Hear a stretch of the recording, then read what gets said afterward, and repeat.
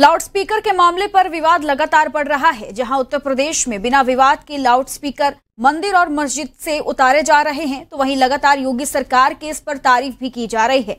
ऐसे में R9 news की संवाददाता भावना अरोड़ा ने केंद्रीय राज्य मंत्री BL वर्मा से खास बातचीत की है। क्या कुछ उन्होंने कहा, आइए सुनते हैं। लाउडस्पीकर के मामले को लेकर अब MNS के प्रमुख राज ठाकरे भी बोलने लगे हैं।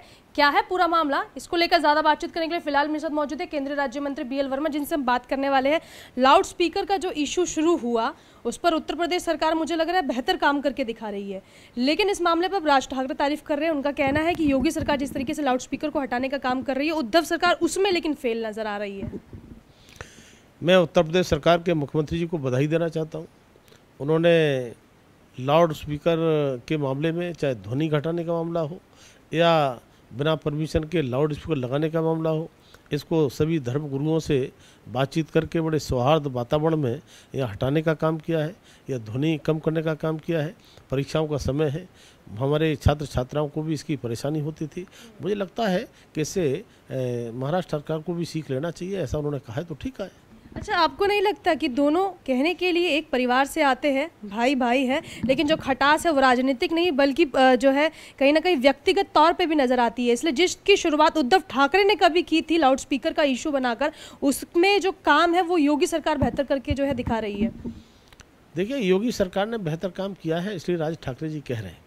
जहाँ तक परिवार का सवाल रहा, तो परिवार में विचारधाराएं और अपनी नीतियाँ अलग रहती हैं। मुझे लगता है कि राज ठाकरे जी को योगी जी की नीतियाँ और योगी जी के सिद्धांत अच्छे लग रहे हैं, इसलिए तारीफ कर रहे हैं। एक सवाल यहाँ पर अखिलेश यादव को लेकर है। वो कहते हैं कि उत्तर प्रदेश का थोड़ा सा दुर्भाग्य ये नजर आता है कि हर जगह योगी की सरकार की जो भी मतलब संबंधित जाति से संबंधित लोग हैं वही हर तरफ नजर आते हैं, यानी कि एक जाति को लेकर योगी सरकार काम करती है। ये अखिलेश यादव जी को अपने गिरेबान में झांक कर के देखना चाहिए। अगर जातिगत राजनीति की तो अखिलेश यादव ने की। अगर मैं कहूँगा कि समाजवादी पार्टी की सरकार में एक जाति विशेष के जिस तरह से लोग गुंडागर्दी करते थे, जिस तरह सरकार चलाते थे, मुझे लगता है कि नाम ये समाजवादी, तो जाति तो छोड़िए, ये पार्टी है पूरी परिवारवादी। पूरा परिवार जिस तरह से अगर उनके नाम और पद गिनाना चालू करूँगा तो मुझे लगता है कि बहुत हो जाएंगे। तो इसलिए ये समान ना पार्टी समाजवादी है ना जातिवादी, ये तो पूरी परिवारवादी पार्टी। चलिए, परिवारवाद का आप बार बार जिक्र कर रहे हैं, लेकिन सवाल मेरे यहाँ पर दूसरा है, क्योंकि आप केंद्रीय मंत्री भी हैं। महाराष्ट्र का मुद्दे का ही चर्चा मैं यहाँ पे कर रही हूँ। नवनीत राणा को जो है अभी तक नहीं छोड़ा गया है, जेल में है और अभी भी जो है उन पर केस चल रहा है। ऐसे में उनकी बेटी, उन्होंने भी हनुमान चालीसा का पाठ किया है। आपको क्या लगता है, मातोश्री के आगे जाके हनुमान चालीसा का जिस तरीके से उन्होंने जिक्र किया, बाद में उनकी गिरफ्तारी भी हुई है, कहाँ तक ठीक है? देखिए, हनुमान चालीसा या रामायण या इस प्रकार की धार्मिक चीज़ें, हमारे धार्मिक स्थल, ये हमारे आस्था के और श्रद्धा के प्रतीक होते हैं।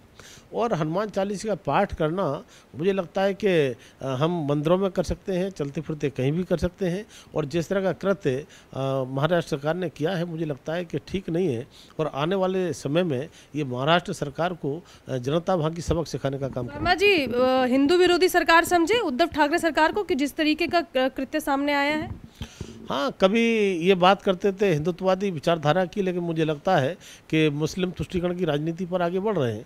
तो इसलिए राज ठाकरे जो कह रहे हैं, मैं उनकी बात से सहमत हूं। एक आखिरी सवाल, सतीश चंद्र मिश्रा की मुलाकात हो गई है CM योगी आदित्यनाथ से। BSP के वो बड़े लीडर है और यहाँ पे BJP की ये बड़े लीडर है। ऐसे में आपको क्या लगता है, मुलाकात के भी सियासी मायने निकालना सही होगा या शिष्टाचार भेंट के तौर पर देखा जाए? नहीं, वो उत्तर प्रदेश के मुख्यमंत्री हैं, तो कोई भी मिल सकते हैं, तो इसलिए उसके मायने कोई राजनीतिक नहीं निकालना चाहिए।